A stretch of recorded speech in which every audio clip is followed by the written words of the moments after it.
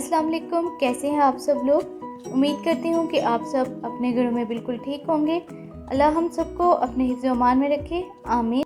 आज मैं आपके साथ बहुत ही टेस्टी और क्विक रेसिपी शेयर करने जा रही हूँ। वो है रायता, जो कि पुलाव और बिरयानी के टेस्ट को दुबाला कर देता है। तो चलिए रेसिपी स्टार्ट करते हैं। बिस्मिल्लाहिर्रहमानिर्रहीम। इसे बनाने के लिए हमें चाहिए हाफ़ kg दही। इसमें हम शामिल करेंगे 1 टेबलस्पून नमक, हाफ़ टेबलस्पून ज़ीरा और 1 टेबलस्पून धनिए की चटनी,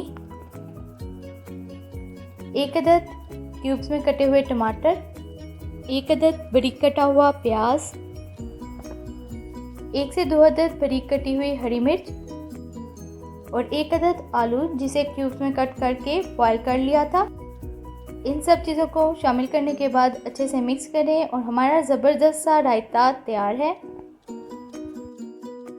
इसे आप पुलाव के साथ यूज़ करें या बिरयानी के साथ, बहुत ही मज़ा आता है।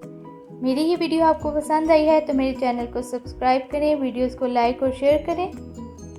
मुझे अपनी दुआ में याद रखें। Thanks for watching. अल्लाह हाफिज़।